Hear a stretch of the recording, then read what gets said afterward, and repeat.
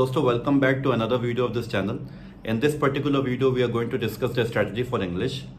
जो भी हमारे अपकमिंग एसएससी के एग्जाम्स आ रहे हैं, चाहे वो एसएससी स्टेनोग्राफर का सीबीटी हो जो कि अक्टूबर और नवंबर में होना फिक्स हुआ है, चाहे वो हमारा एसएससी सीजीएल का सीबीटी हो या फिर अपकमिंग एसएससी एमटीएस का एग्जाम हो, we all know that almost all the exams taken by central government or by state governments in our country, English in almost all the occasions is one of the most important part of the syllabus. And if you are serious and sincere about securing selection in any of those examinations, English आप ignore नहीं कर सकते. आपको selection लेना है तो आपको English में अच्छा स्कोर करना ही पड़ेगा. टाइम एंड अगेन इंग्लिश में काफ़ी प्रॉब्लम्स फेस करते हैं बच्चे. वो सारी क्या प्रॉब्लम्स होती हैं इस वीडियो में हम लोग डिस्कस करेंगे. How to overcome those problems ये वीडियो में डिस्कस करेंगे. क्या स्ट्रेटजी हो सकती है एसएससी स्टेनोग्राफर के exam exclusively for this exam, ये हम लोग इस वीडियो में इसको डिस्कस करेंगे. शुरू से ही मैंने कहा है हमारा टारगेट, आप किसी भी स्टेज ऑफ प्रिपरेशन में हो, एसएससी स्टेनोग्राफर के लिए हमारा टारगेट होना है 160 या उससे ऊपर मार्क्स. तभी आपको सबसे अच्छी पोस्ट मिल सकती है. उसके ऊपर कुछ भी आप स्कोर करते हो तो दैट्स एन अंडरस्कोर. फिर आपको बहुत अच्छी पोस्ट या जो आप मोस्ट डिजायर्ड पोस्ट है आपकी वो शायद आपको ना मिल पाए.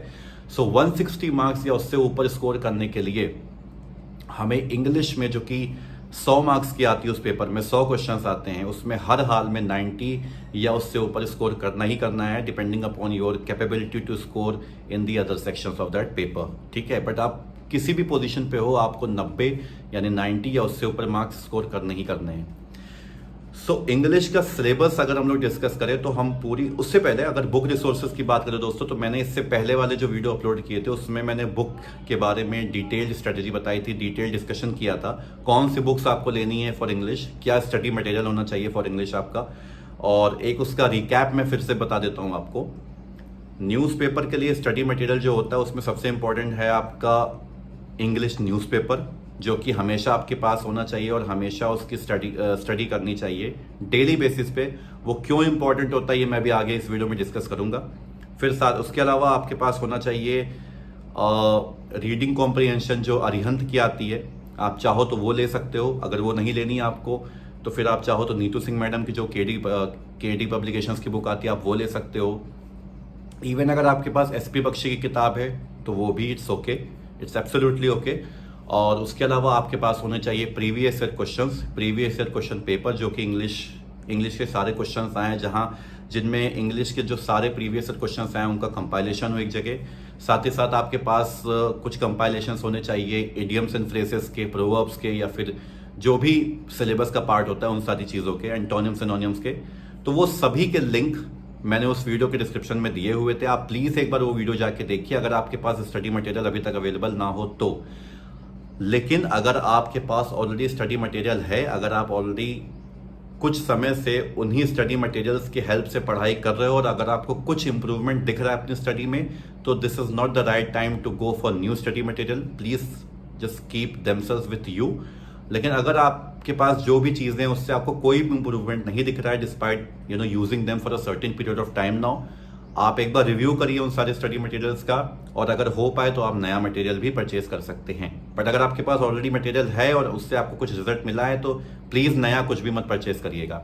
अब अगर हम लोग इंग्लिश के सिलेबस की बात करें दोस्तों, चूंकि इस एग्जाम में इंग्लिश का इम्पोर्टेंस बहुत ही ज़्यादा है, क्योंकि 3 ही सब्जेक्ट्स आते हैं इस एग्जाम में, इंग्लिश, जीएस और रीजनिंग, जिसमें कि इंग्लिश का जो कॉम्पोजिशन है वो सबसे ज़्यादा होता है. 100 क्वेश्चन 100 मार्क्स के. सो बेसिकली अगर आप 90 या उससे ऊपर स्कोर करते हैं तो कहीं ना कहीं आपका सिलेक्शन भी ऑलमोस्ट सिक्योर हो जाता है. अब दोस्तों हम लोग एक बार ये बात कर लेते हैं कि इंग्लिश का जो सिलेबस होता है वो बेसिकली कितने पार्ट्स में डिवाइडेड होता है. तो इंग्लिश का जो सिलेबस होता है उसको हम मतलब फिगरेटिवली 3 पार्ट्स में डिवाइड कर सकते हैं. Okay, 1 part deals with your ability to solve the questions related to vocabulary section. जो वोकैबुलरी है आपकी वो कितनी स्ट्रांग है, एक पार्ट वो हो गया. फिर सेकंड सेक्शन होता है इसमें ग्रामेटिकल सेक्शन, जो इंग्लिश ग्रामर होती है वो.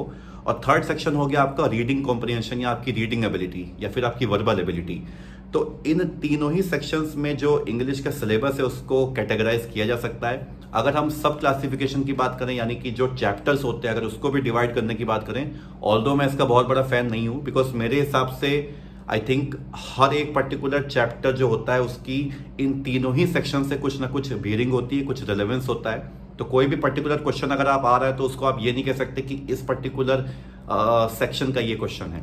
ओके, फिर भी just for the sake of classification आप ये मान के चलिए कि अगर आप इंग्लिश ग्रामर की बात करें तो जो डायरेक्ट इनडायरेक्ट आता है वो, फिर आपके एक्टिव पैसिव के क्वेश्चंस जो आते हैं वो, सेंटेंस इंप्रूवमेंट के जो क्वेश्चंस आते हैं वो, और एरर डिटेक्शन के जो क्वेश्चंस आते हैं वो, फ्रेज रिप्लेसमेंट के जो क्वेश्चंस आते हैं वो, फिर सब्जेक्ट वर्ब एग्रीमेंट के जो क्वेश्चंस आते हैं वो।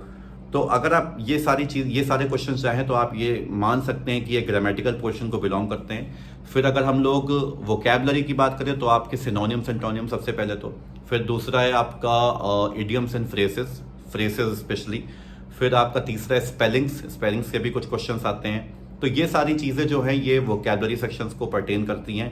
फिर आता है दोस्तों सबसे इंपॉर्टेंट सेक्शन होता है इस एग्जाम का, जिससे आई थिंक 40 to 50% क्वेश्चंस आते हैं या इवन मोर, अगर हम सही से समझे इस बात को। और एक जो स्टूडेंट है जो जिसको इंग्लिश की अच्छी जानकारी है, अगर उस पूरे सिलेबस को एनालाइज करे तो उसको यही समझ में आएगा अंत में कि 60 से 70% question pertain to one single section, वो है आपका रीडिंग एबिलिटी या रीडिंग कॉम्प्रिहेंशन सेक्शन। इसमें कहाँ से क्वेश्चंस आते हैं? इसमें आपके क्वेश्चंस आते हैं रीडिंग कॉम्प्रिहेंशन, पहले तो पैसेज आएगा, उसमें कुछ फिर क्वेश्चन पूछे जाएंगे, उस पैसेज को स्टडी करके आपको सारे क्वेश्चंस के आंसर देने होंगे। फिर दूसरा आता है दोस्तों सबसे इंपॉर्टेंट पार्ट, वो है क्लोज टेस्ट या क्लोज पैसेज जो होता है, CLOZE ना कि CLOSE।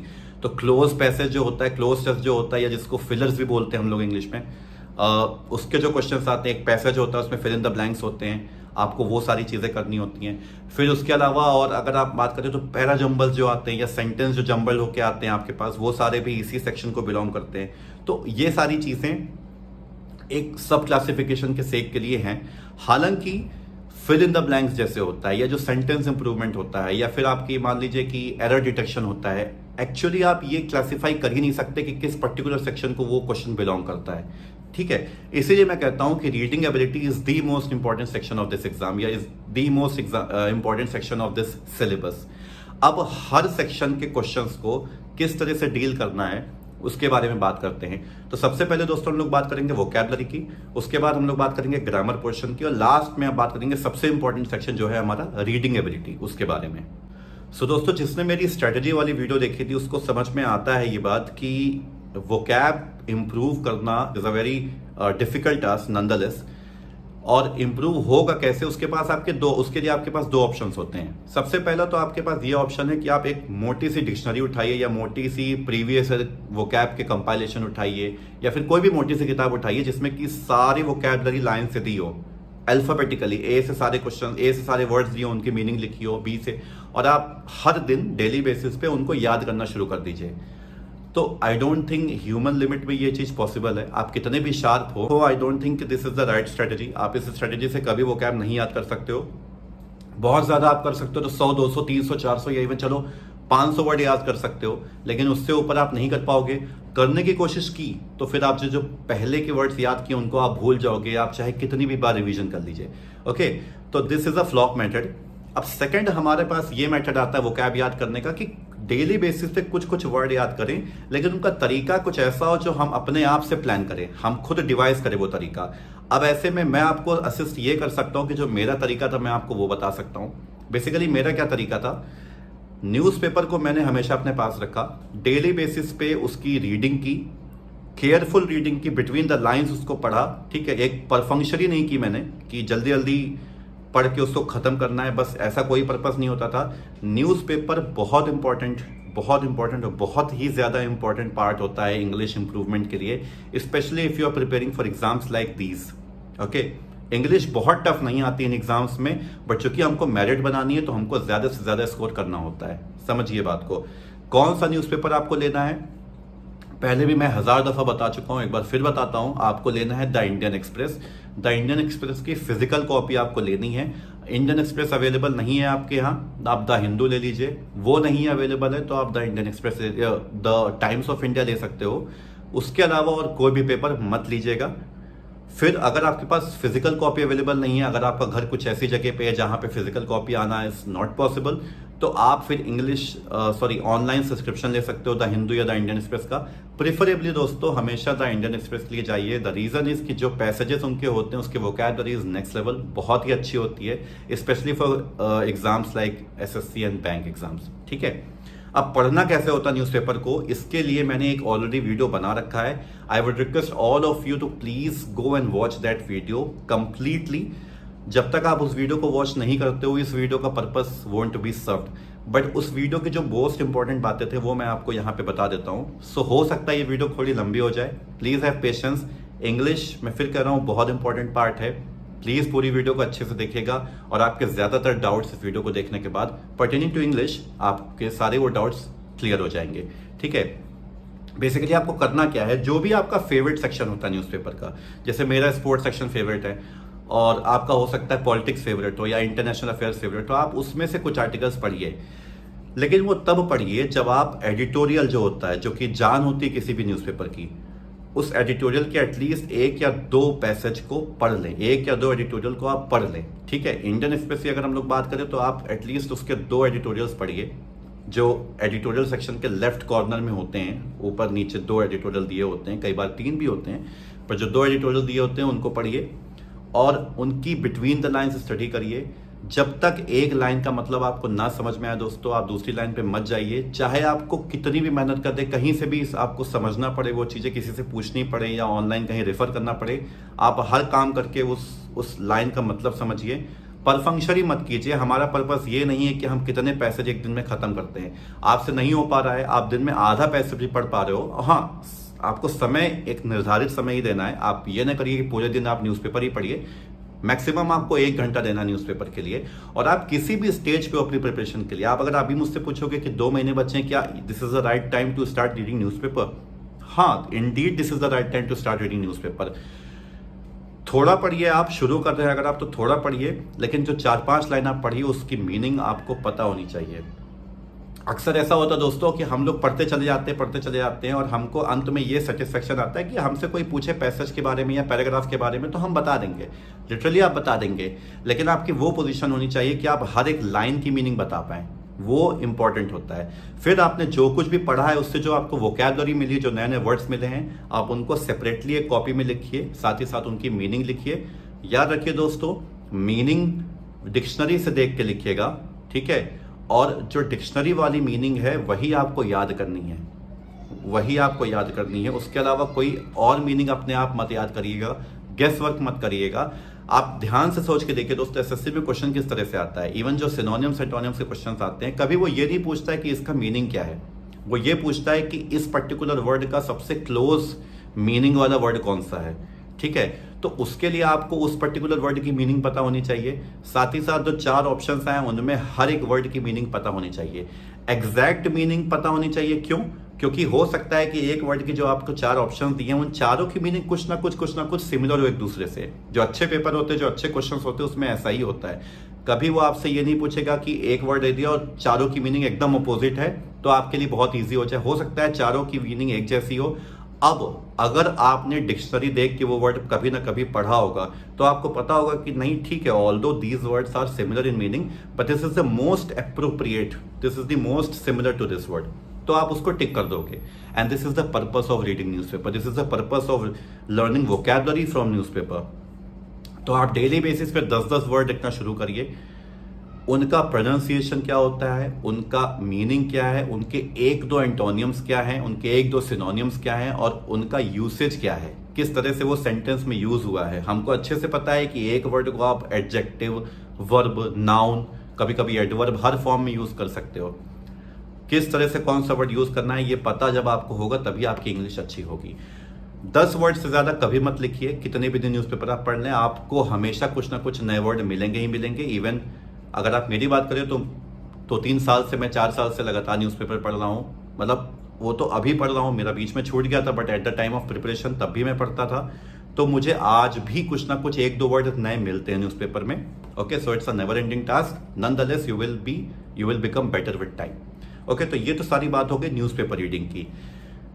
ये जब आप काम कर लेंगे, इन एडिशन टू दिस आपको प्रीवियस ईयर के सारे क्वेश्चंस निकालने हैं। ना सिर्फ एसएससी स्टेनोग्राफर एग्जाम के बल्कि एसएससी सीजीएल के भी, एसएससी सीएचएसएल के भी सारे क्वेश्चंस निकाल रहे हैं जो उसमें वोकैबुलरी आई है, क्योंकि कई बार एसएससी में वोकैबुलरी रिपीट होती है, तो आपको उन सारी वोकैबुलरी को बार बार रिवीजन करना है। बार बार आप रिवीजन करेंगे तो आपके वहां से भी कुछ वोकैबुलरी कवर होगी, और जो न्यूज़पेपर वाला काम कर रहे हैं वो तो आपकी होगी। न्यूज़पेपर और किस लिए अच्छा होता है, और जो मेन पर्पस है, वोकैबुलरी तो आप डिक्शनरी से भी पढ़ सकते थे, although it would not have been that interesting to read, boring होता वो काफी, बट आप पढ़ सकते थे। तो वोकैबुलरी का न्यूज़पेपर रीडिंग का और क्या इंपॉर्टेंट है वो अभी आपको बाद में पता चलेगा। तो ये हो गई हमारे सारा वोकैबुलरी सेक्शन की। आप इतना करेंगे, स्पेलिंग्स ध्यान से देखेंगे। अगर हमको ऐसा हमेशा लगता है हम लोगों को कि स्पेलिंग जो होता है वो बहुत इजी टॉपिक है और उसको अक्सर हम लोग इग्नोर कर देते हैं, और एग्जाम में अगर स्पेलिंग ही आपका गलत हो गया तो सोच के देखिए कितना बुरा लगेगा आपको। ठीक है, तो स्पेलिंग भी आपका इससे कवर हो सकता है। और अगर आप स्पोकन इंग्लिश के बारे में कुछ तैयारी कर रहे हैं या कुछ सीख रहे हैं, स्पोकन इंग्लिश अपनी इंप्रूव कर रहे हैं, तो उसके लिए भी न्यूज़पेपर इज़ वेरी इंपॉर्टेंट। और प्रोनाउंसिएशन, किस वर्ड को कैसे प्रोनाउंस किया जाता है, वो भी आपको आना बहुत इंपॉर्टेंट है, वो भी आप डिक्शनरी से सीख सकते हैं। तो ये तो सारी बात हो गई वोकैबुलरी सेक्शन की। सेकंड आते हैं ग्रामर में। Grammar is the easiest among all the sections. उसका रीजन ये है दोस्तों कि ग्रामर एक नया लड़का भी है, एक नया कैंडिडेट भी है, तो वो भी 2-2.5 महीने के समय में अपनी ग्रामर इतनी अच्छी कर सकता है कि वो 90 to 95% मार्क्स कंसिस्टेंटली इस पर्टिकुलर सेक्शन में ला सकता है। डायरेक्ट, इनडायरेक्ट, एक्टिव, पैसिव और सब्जेक्ट वर्ब एग्रीमेंट, इन सारे इनके जो क्वेश्चंस होते हैं, ठीक है, वो आप बेसिक रूल्स, उसके यूसेज, प्रीवियस ईयर जो क्वेश्चन पेपर आए हों वो, और कुछ एग्जाम्पल्स, इनकी मदद से आप वो पढ़ सकते हो और उसमें इतने अच्छे बन सकते हो कि आपको वो क्वेश्चन सॉल्व करने में फिर दिक्कत नहीं आएगी। इसमें जो फंसता है सबसे ज्यादा वो होता है सेंटेंस इंप्रूवमेंट या एरर डिटेक्शन। एरर डिटेक्शन में अक्सर लोगों को सबसे ज्यादा प्रॉब्लम आती है। उसका रीजन ये होता है कि वो ये समझ नहीं पाते हैं कि ये एरर प्रेपोजिशन से है, कि वर्ब की है, कि नाउन की है, कि एडवर्ब की है, कि फ्रेजेस की है, कि फिर आर्टिकल्स की है। वो यही नहीं समझ पाती, या टेंस की है। वो तब समझ में आएगा दोस्तों जब आप ग्रामर को अपने रीडिंग एबिलिटी से कंबाइन करके पढ़ोगे। ठीक है, इसीलिए मैं बार बार बोल रहा हूँ reading ability is the most important section. और ग्रामर में लेकिन जो बाकी चीजें हैं उसको आप कर सकते हो। सेंटेंस इंप्रूवमेंट के बारे में, सेंटेंस इंप्रूवमेंट को कैसे इंप्रूव करना है या फिर एरर डिटेक्शन में कैसे एक्सपर्ट होना है, वो चीज अभी फिर आपको आगे पता चलेगी। तो ये तो हो गया ग्रामर की बात। और थर्ड है सबसे इंपॉर्टेंट, वो है हमारा रीडिंग एबिलिटी। रीडिंग एबिलिटी से दोस्तों आपके क्वेश्चंस कवर होंगे रीडिंग कॉम्प्रिहेंशन के, जिसमें कि एक पैसेज होता है, कुछ क्वेश्चंस पूछे जाते हैं, आपको उसके आंसर्स पैसेज के अकॉर्डिंग देने होते हैं। आपका क्लोज टेस्ट वो इंप्रूव होगा रीडिंग एबिलिटी से। आपका जंबल्ड, पैराजंबल सेंटेंसेस जो आते हैं PQRS टाइप से, वो इंप्रूव होंगे। और साथ ही साथ एरर डिटेक्शन के, फ्रेज इंप्रूवमेंट के, या सेंटेंस कंप्लीशन के, या सेंटेंस इंप्रूवमेंट के, ये सारी चीजें भी आपकी इसी सेक्शन से कवर होंगी। देखिए दोस्तों, रीडिंग एबिलिटी जो होता है वो इतना इंपॉर्टेंट सेक्शन है और इसीलिए सबसे कठिन भी है, क्योंकि उसको हर कोई नहीं कर पाता। हर कोई इसलिए नहीं कर पाता है कि वो बहुत मुश्किल होता है। हर कोई इसलिए नहीं कर पाता है क्योंकि it demands a certain level of consistency, जो कि हर कोई एफर्ट नहीं कर पाता है। इंग्लिश दोस्तों एक सब्जेक्ट होने से पहले एक लैंग्वेज होता है, प्लीज ये बात समझिए। Maths, science, history, civics, geography, ये सारे सब्जेक्ट्स हैं, but English is a language before a subject. हम लोगों की जो नॉर्थ इंडियंस होते हैं उनकी हिंदी इसीलिए इतनी अच्छी होती है क्योंकि हम लोग बचपन से हिंदी बोल रहे हैं। We have got a great level of practice in this particular language, इसीलिए हम लोग की लैंग्वेज इतनी अच्छी होती है। Same goes for English also. English आपको इतनी ज्यादा पढ़नी है, और ना सिर्फ आपको तब पढ़नी है जब आप पढ़ाई कर रहे हो, इंग्लिश आपको तब भी पढ़नी है जब आप नहीं पढ़ रहे हो। आप कोई भी रैंडम काम कर रहे हो, आप टीवी देख रहे हो, उससे आपको कोई नया वर्ड मिले, आपको समझना है, क्लिक करना है। हो सकता है ये सारी चीजें सुनने में आपको एब्सर्ड लग रही हो सकता है मजाक लग रहा हो कि ऐसा कैसे हो सकता है, बट बिलीव में दोस्तों यही एक तरीका होता है इंग्लिश इंप्रूव करने का, यही एक तरीका होता है। आप मैथ्स हो सकता है तब करो जब आप पेन पेंसिल लेके बैठो या कॉपी पेन लेके बैठो, बट इंग्लिश आप हमेशा इंप्रूव कर सकते हो। कहीं भी आप जा रहे हो, कोई होर्डिंग आपने देखी, उसमें कोई ऐसा वर्ड मिलेगा जिसकी आपको लैंग्वेज, जिसके आपको मीनिंग ना पता हो, 99% लोग क्या करेंगे, उसको इग्नोर कर देंगे, हाँ ठीक है होगा कुछ। बट दोज 1% जो घर आके उसकी मीनिंग देखेंगे या उसी जगह अपना मोबाइल निकाल के उसकी मीनिंग देखेंगे, उसका स्क्रीनशॉट लेंगे, उसको बार बार रिवाइज करेंगे, दोज 1% एक्चुअली मेक इट। ठीक है, यही हमें करना है। आप अगर मेरी बात करो दोस्तों, तो जो मैं स्ट्रेटेजी अपनाता था, मैं न्यूज़पेपर से मीनिंग लिखता था, मुझे रैंडमली कोई मूवी देख रहा हूँ, सबटाइटल्स में कुछ ऐसा वर्ड दिखा जिसको मैंने पहले नहीं सुना था। आप हॉलीवुड मूवीज़ देखोगे, आपको कई सारे ऐसे वर्ड्स मिलेंगे, आपकी कितनी भी अच्छी इंग्लिश हो, हमेशा कुछ ऐसे वर्ड्स मिलेंगे जो आपकी जिसकी आपको मीनिंग नहीं पता। वो वर्ड मैंने लिखा है, वहाँ से भी वर्ड मैंने लिखे हैं। कोई भी गिमिक देखी है, कोई भी एडवर्टीजमेंट देखा है, वहाँ पे अगर कुछ मिला है, वहाँ से भी मैंने वर्ड्स उठाए हैं। सो दिस इज़ हाउ एक लेवल ऐसा आया था जब मेरी जो अपनी कॉपी मैंने बनाई थी उसमें लगभग 2 से 2,500 शब्द थे, और वो 2 से 2,500 शब्दों की मीनिंग मुझे पता थी। द रीज़न इज़ कि उसकी डेली प्रैक्टिस करते थे, डेली रिविजन करते थे उसका। इसीलिए एक समय ऐसा भी आया था जब वोकैबुलरी सेक्शन से एक भी क्वेश्चन गलत नहीं होता था मेरा, चाहे मैं मॉक्स कर रहा हूँ या चाहे मैं ओरिजिनल पेपर कर रहा हूँ। वो कोई बहुत बड़ी बात नहीं थी, वो सिर्फ इसीलिए हुआ था because I was able to make a certain level of consistency और अ पीरियड ऑफ टाइम। वही आपको भी करना है, ओवरनाइट नहीं होगा, ये मान के चलिए।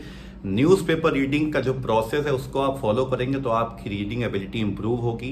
क्लोज टेस्ट में हम लोग इतना परेशान होते हैं, रीडिंग कॉम्प्रिहेंशन में इतना परेशान होते हैं। बेसिकली वो होता क्या है, it has everything to do with your ability to read properly. Cloze test में हो सकता है कुछ कॉन्सेप्ट वर्ब का भी लगे, कुछ कॉन्सेप्ट ग्रामर का भी लगे, हो सकता है सिनोनिम्स एंटोनिम्स का भी लगे, यानी कि वोकैबुलरी का भी लगे, but ultimately it has to do everything with the reading ability. Cloze test में सबसे पहला काम आपको ये करना होता है कि आपको पूरे पैसेज का सेंस समझना है, उसकी टोन समझना है। वो कब समझोगे आप? केयरफुल रीडिंग से, स्लो रीडिंग से, स्टडी रीडिंग से। जब आप स्लो पढ़ोगे तब आप बिटवीन द लाइंस पढ़ोगे, एक एक लाइन का मतलब पढ़ोगे, तभी आप अगली लाइन पे जंप करोगे। कई बार आपको पैसेज के मूड से डिटरमाइन करना होता है कि वहां पर उस पर्टिकुलर ब्लैंक में क्या फील होगा। फिर मोस्ट अप्रोप्रिएट वर्ड यूज कैसे करना है। मोस्ट अप्रोप्रिएट वर्ड तभी, जैसे मैंने पहले ही बताया, तभी हो पाएगा आपसे जब आपको पता होगा कि हर वर्ड में बारीक जो डिफरेंस है वो क्या है। हो सकता है सारे वर्ड आपको सिमिलर लग रहे हो, लेकिन बारीक डिफरेंस क्या है वो तभी पता चलेगा जब आपकी रीडिंग पोजीशन अच्छी होगी। फिर उसके बाद दोस्तों आप सेंटेंस से सेंटेंस लिंक कैसे कर पाओगे।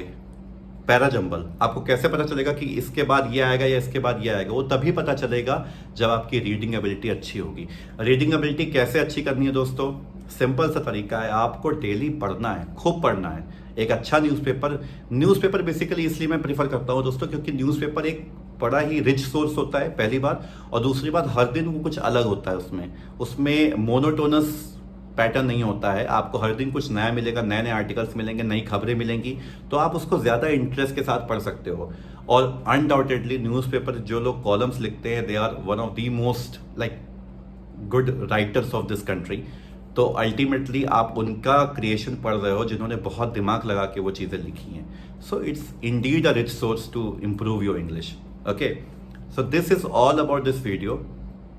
फिर से मैं कह रहा हूँ एक बार, रीडिंग एबिलिटी के लिए, यानी रीडिंग कॉम्प्रिहेंशन को कैसे करना है और क्लोज पैसेज कैसे करना है, पैराजंबल कैसे करना है, ये और भी अच्छे से तब समझा जा सकता है जब आप एग्जाम्पल्स के थ्रू समझाओ। तो एग्जाम्पल्स के थ्रू समझाते हुए मैं एक और वीडियो बनाऊंगा जिसमें कि मैं ये सारी चीज़ें डील करूंगा। फिलहाल के लिए बस इतना ही। अगर आपको इंग्लिश से अभी भी कोई डाउट हो या सिर्फ स्ट्रेटेजी से, देखिए मैं आपको पढ़ा नहीं सकता वहाँ पे आके, मैं बस यही बता सकता हूँ कि आप किस तरह से किस चीज़ को कितना इम्प्रूव कर सकते हो, या फिर जो बचा कुचा समय है हमारे पास उसका मैक्सिमम ऑप्टिमाइजेशन कैसे कर सकते हो। That is it. तो इसके अलावा भी अगर आपको कुछ डाउट हो, प्लीज़ आप कमेंट सेक्शन में ड्रॉप करिए। I will try my best कि मैं उसको रिस्पॉन्ड करूं और आपका डाउट क्लियर करूं। और इसके अलावा रीजनिंग और जीएस की स्ट्रेटजी के लिए भी मैं वीडियो बनाऊंगा आगे चल के। ओके, तब तक के लिए प्लीज़ आप अपने से पढ़ाई करते रहिए। स्टेनोग्राफी स्किल टेस्ट के रिगार्डिंग भी मैं एक वीडियो बहुत जल्दी बनाऊंगा, क्योंकि आप लोगों में से काफ़ी सारे लोग पर्टिकुलरली उन्हीं चीज़ों के बारे में बार बार पूछ रहे हो। तो स्टेनोग्राफी स्किल टेस्ट की हमारी क्या स्ट्रेटजी लेनी चाहिए, क्योंकि उसके लिए अभी हमारे पास ठीक ठाक समय है, उसके लिए भी मैं एक वीडियो बहुत जल्दी बनाऊंगा। तब तक के लिए stay tuned, please keep following the channel. If you like this video, please hit the like button and subscribe the channel for more videos, so that आपकी प्रिपरेशन अच्छी से हो और आपको कुछ असिस्टेंस मिल सके। Thank you.